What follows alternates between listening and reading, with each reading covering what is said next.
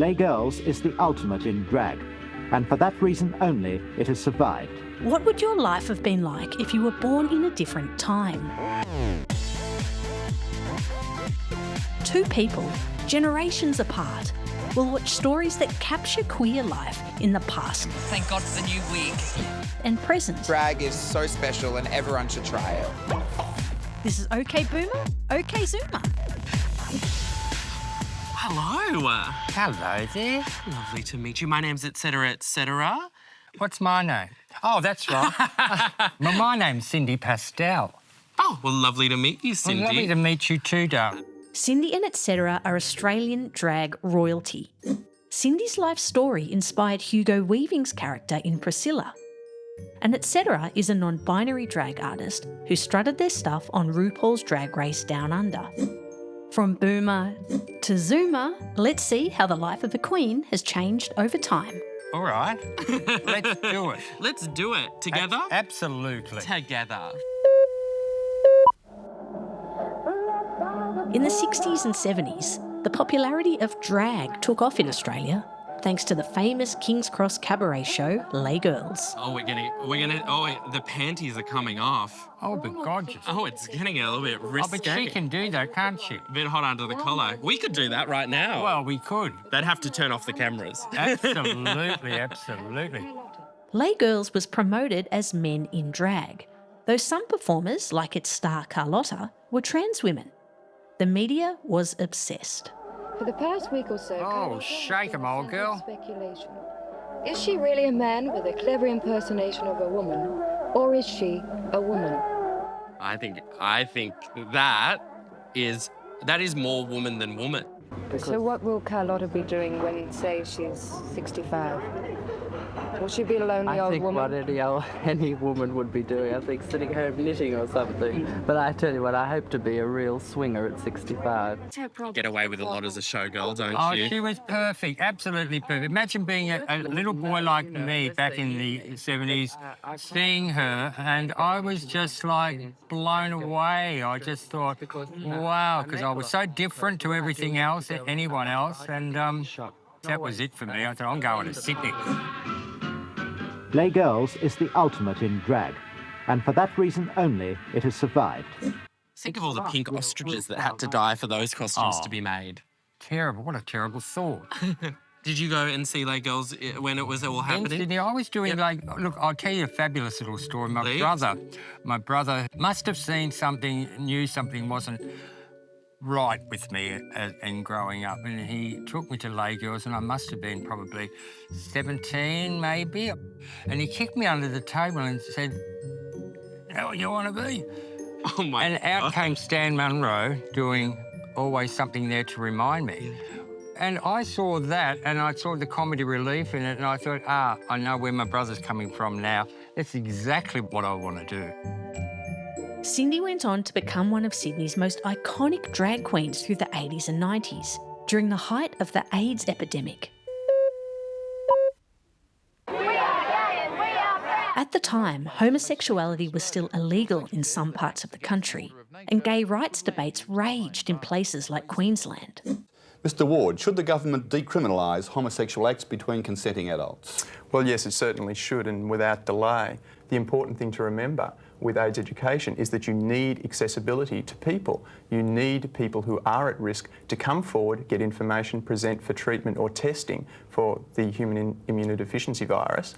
And to do that, you cannot make the act of coming forward something which puts a person open to criminal prosecution. Maybe Mr Ward can tell me why we should make it legal. Let these men run off together and carry on with each other. I mean, it's a definite move against nature. Mr Chapman, what right has the government in the bedrooms of anyone? What right has the government to tell anyone how they should behave in their bedroom? Aha, that's all right, until we have to put up with the problem of AIDS. And how many millions from the governments has been spent on AIDS? If these homosexuals hadn't got together in the first place, we might have been able to put that into something more caring. I once made a statement about this many, many moons ago, about whether you'd like to swim in a sewer, and I'm still firmly based that I feel that that's the problem we've got.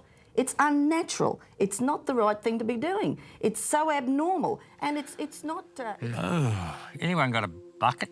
That was wrong. She was wrong. I think what the guy was saying at the start, it's about education, and people learn about what it meant to be gay and about AIDS, and all this stuff wasn't kept in the shadows, so people were learning and they became more familiar with it, and so all the hatred that comes from fear started to go. But she wants to keep it all in the dark. Yeah. I remember sitting on the couch one day thinking, oh, who do I lost this week? And I would count. And, I count how many people I'd actually lost. I lost 27. I had 27 close friends that had died. And the ultimate for me was during the AIDS crisis. For some reason, I just had this inner strength to go out and entertain. And it was my job to do it and make people happy, even if it was for 3 minutes. I made someone laugh for 3 minutes during that time. I often say that all the people that I lost became in me and gave me the strength to go out there and do it.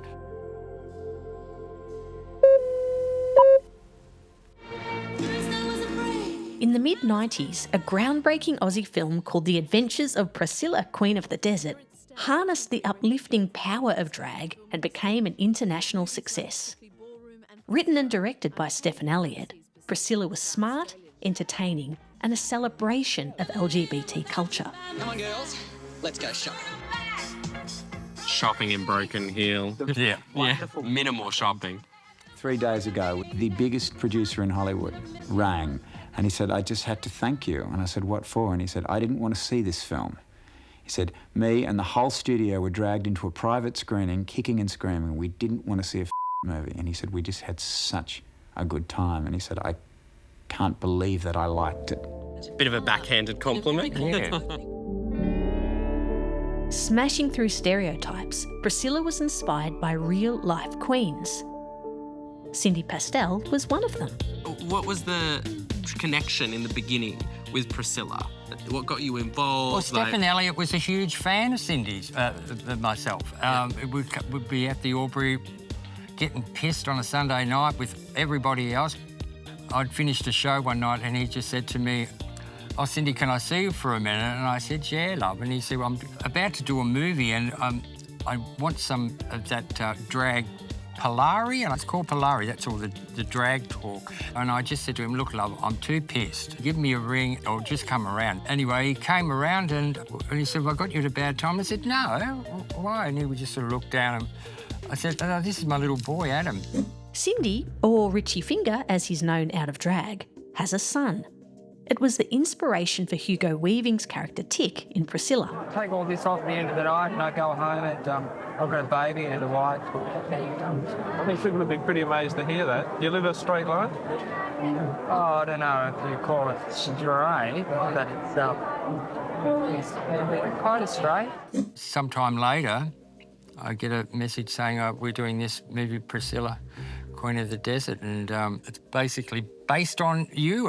One of the characters is based on you. And I've had people, some men say to me, I'm not a drag queen, but thank you for doing what you did because it made it much easier for me to come out and to say to my wife, look,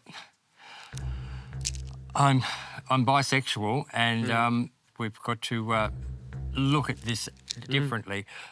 I think I first saw Priscilla, I think it was on SBS. I literally remember it like almost becoming like 3D out of the TV towards me. Because I'd never seen drag before. This must have been when I was like 10 or 11.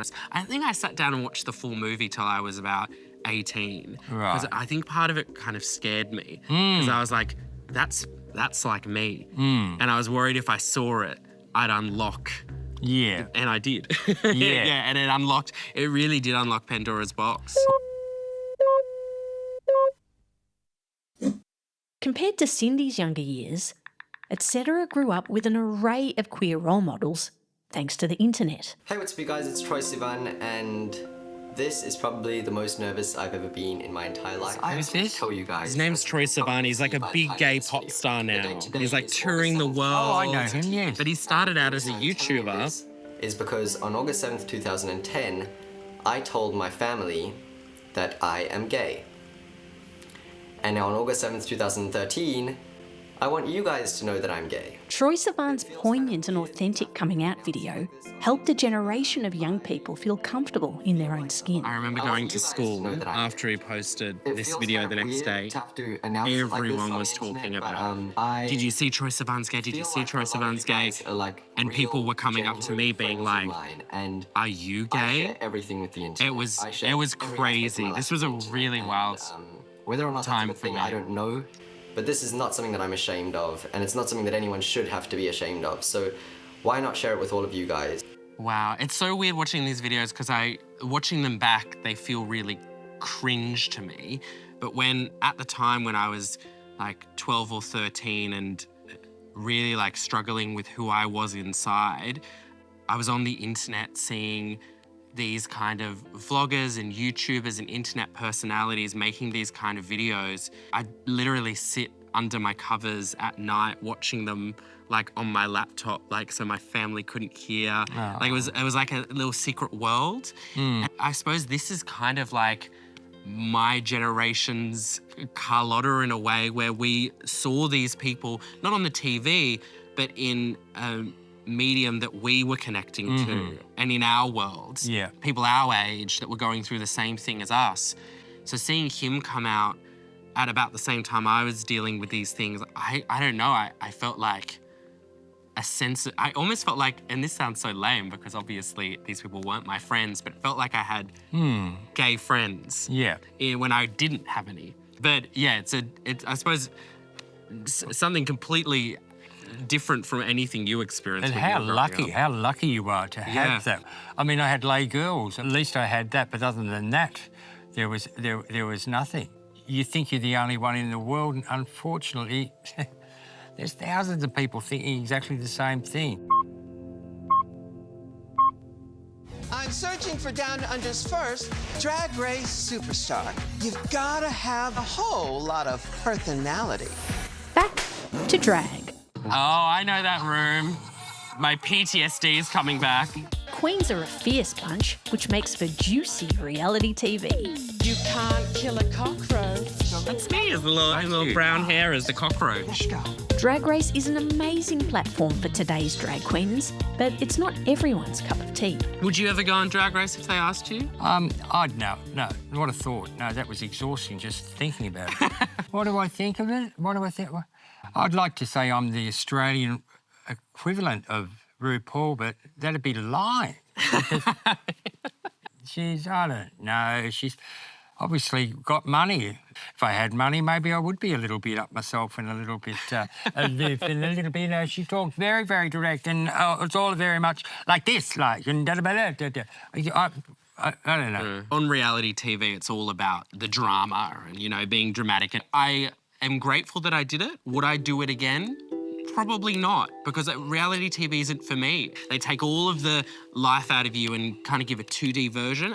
I don't even know who that is. It's just a scared little 22-year-old in wigs and makeup somewhere in New Zealand in a shed in front of RuPaul being like, what am I doing here? And trying to act cool. And now I'm like, oh my God. Drag is all about heightened gender expression. And beneath the artistic makeup and costumes, performers identify in all sorts of ways. Etcetera, who is non-binary, used Drag Race as an opportunity to raise awareness in the most innovative way. Etcetera, etcetera. Oh, here's one of my runways. Non-binary.